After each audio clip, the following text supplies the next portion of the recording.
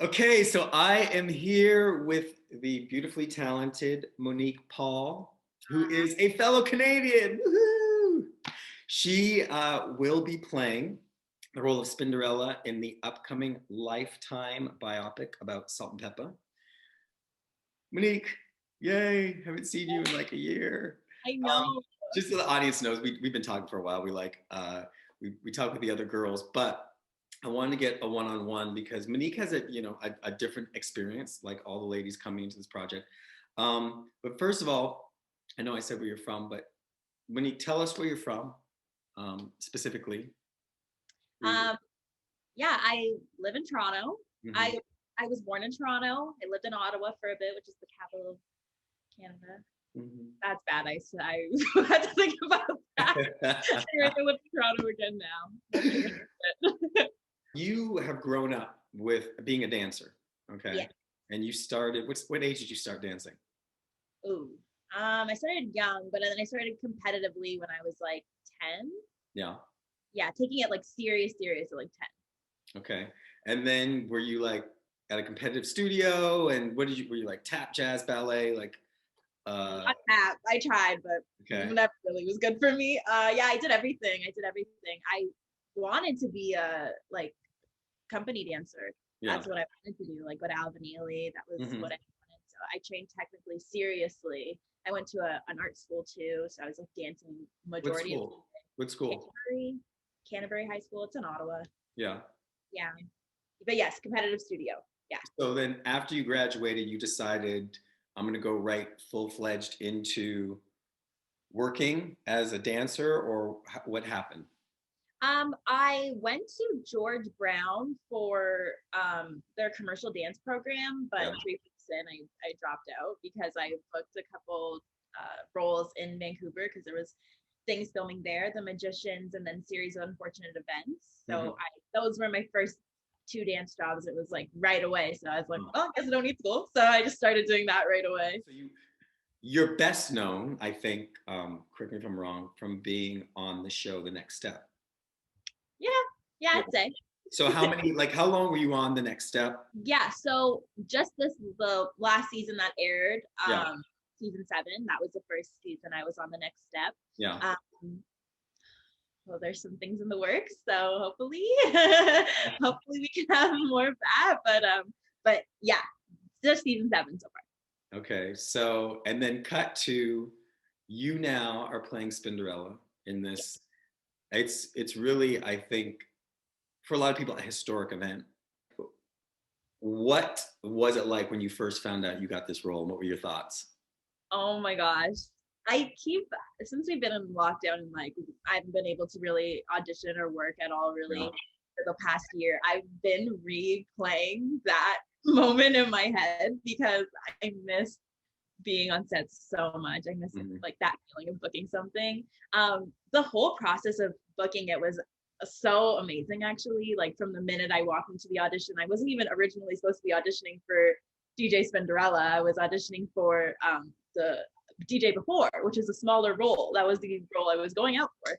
So I walked in the room, I'm super confident with my lines, and from off the jump, Mario was actually in the room, and we were just like back and forth, like talking, and he made me rap, and then he made me dance, and yeah, it was the most fun audition I've ever been to, 100%. I had a really good feeling, and as soon as I walked out the room, the lady who was organizing the like the assistant, she came out and she was like, "Actually, can you read for Spinderella?" And I was like, "Yeah, I can do it." So I did a cold read of the script and of the sides, and I did it, and I actually looked at it for like 30 seconds, and then the reader didn't have a script.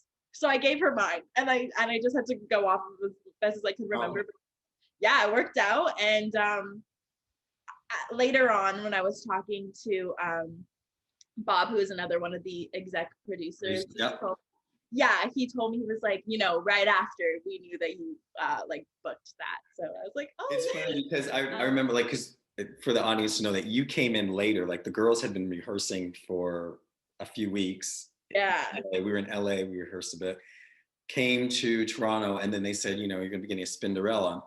We didn't know how long you'd be or how much, you know, you would be in the numbers, but you know, Mario was like, we got this girl, Spinderella, she's, you know, beautiful. She's like, she's a dancer. And I was like, thank God. Because all I could think about was how much work we had done in advance. And like you were coming in later and you like, thank God, because you learned quickly, as we do as dancers. Right. And you were just pleasant and Oh. happy and you know eager, which it helps. I mean, like some people downplay like, oh, but no, your attitude really did help, especially for when it could be it could have been a hairier situation or could have been a more tense situation. So how has this transition from dancer to actress been? What has that entailed, or what has it been like? Um, all right. Well, I always wanted to act. I Yeah. always wanted to, but I always just thought dancing was like what I was strongest at. So I was like, I guess I'll just stick with this. But they do say be careful what you make your career, like turning your passions into a career, because Yeah. it's very easy to fall out of love with it. And then that's kind of what happened. And then I started acting, and then I fell in love with it 110%. I love being in front of the camera, so you know. It's definitely been difficult though. I'm a perfectionist. I'm really not good at accepting that I'm not good at stuff. So it's kind of hard to, well, it was hard to start off and then like build skills and not that I was the best or anything, but not even close to being the best. But I enjoy hard work. I really like working for like what I get because it just feels so much better once you get it. So it's been fun, and I'm really excited to see like what comes in the future, Mm-hmm. hopefully near future. So in saying that, so like I'll ask you this, and I think I asked the other ladies as well. So what inspires you to keep going? What is it, that person, a thing? Like what is this thing that makes you want to keep doing this acting? um, yeah, that's a really good question. Hmm. You know, whenever I book something, I'm thinking of how I felt and like who I was most excited to tell. Like when I booked something, and it's always my mom. My mom's like, she was a single mom growing up, and she did absolutely everything so that I could be a competitive dancer. And it was really hard sometimes, especially financially. And we lived in a city where we really didn't have any family, so it was really just me, my mom, and my sister. So what inspires me to keep going and to like push for the dream is, you know, showing my mom that everything that she did was just, it wasn't for no reason. Like all the struggling and all that, it was worth it. And I want to make my family name do something with it. You wanted lights. You wanted Yeah. lights, girl. Yeah. You know, it's funny. It's funny that you say that, because I asked, you know, in asking Gigi that same question. Really? Yeah.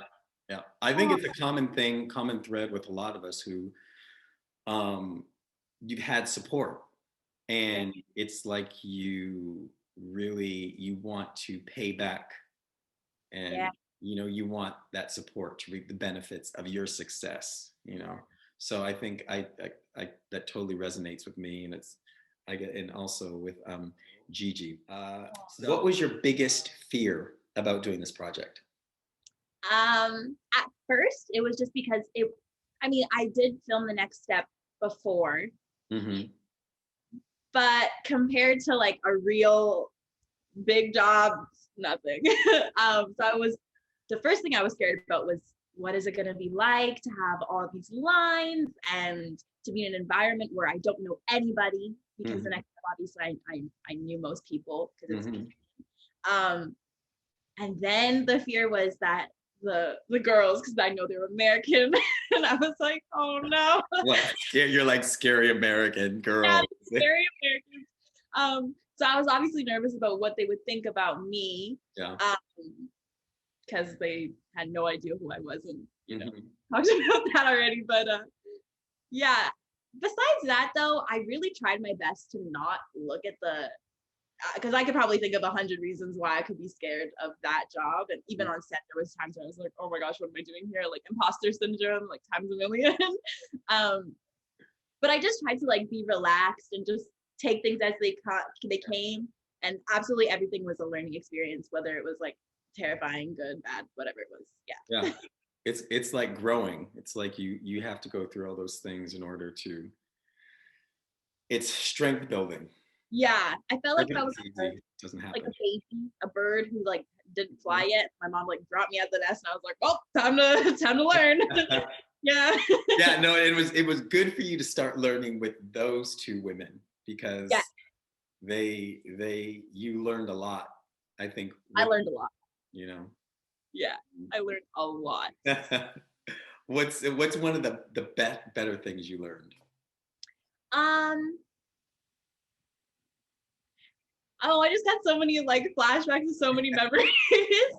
I think one of the biggest things I learned was, and you'll understand this for sure, because as dancers, like you just take so much shit and it's okay because there's no dance job. So you'll stand in the freezing cold, like we were saying, you'll go without food, whatever it is. But they stood up for what they needed to in order to like make the roles as true to the people as possible. Like let's say if something wasn't right, like they would be like, no, this is not right, this is how it has to be. Yeah. They were really strong in their opinions and they taught me how to have a really thick skin. Yeah. And that was a lesson that I needed to learn. And now, just because of that, I have like such a thick skin because of that. So yeah. If there was any like big lesson that I learned from them, that would have been the one. I think we had a conversation, you and I, something about, because you say, oh, like you're scared of the girls, and a lot of people will be like, what, she's scared of Americans? I think because generally you're very, polite and not that, but I think people always say, well, oh, Canadians, you're so nice. I'm like, yes, we're nice. Also but I say more polite, always polite. Right. Not trying to step on anyone's toes and you're young. So your voice is a little quieter. And I think in this process, from my observation, that you watching them have, a mature voice, that you start to develop more of a mature voice. And, yeah, absolutely. Which is, you need to have it. Yeah. You can't speak up for you. Who's gonna speak up for you? Who's gonna speak up for you? Who's gonna speak up for you? Yeah. So having done all, having this project under your belt, it's about to premiere. That's great. Especially, you being in Canada. How has this changed anything for you, or is it changing things for you, or do you have things upcoming that maybe you can talk about, or no? Oh. I think it was the biggest doozy that this pandemic came like pretty much right after we were done filming. No. So I feel like, and I don't know, maybe the girls can speak to it, but I feel like the whole moment of like this premiering and everything, like the girls would have been going probably to press events and stuff like that.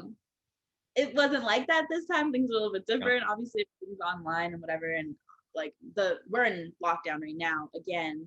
Mm-hmm. So there's not really much going on. So far, not really. Nothing. Well, you had a big 21. Happy birthday. And I saw something was going on there. You had lights and things going on for your 21st. Yeah, I turned 21. That's a big one. So now I guess when I go to America, I can legally participate in. So I think the last thing I want to leave with is that the process for me, I said you were a shining light. You were a pleasure, such a pleasure, and I just wish the best for you, whatever that next step is going to be in this journey. And there's going to be more. Yeah, I hope so. Fingers crossed. Yeah. Stay sweet and speak up. Yeah, that's a good one. See my new Instagram bio. Thank you, Monique. Thank you for having me. Yeah.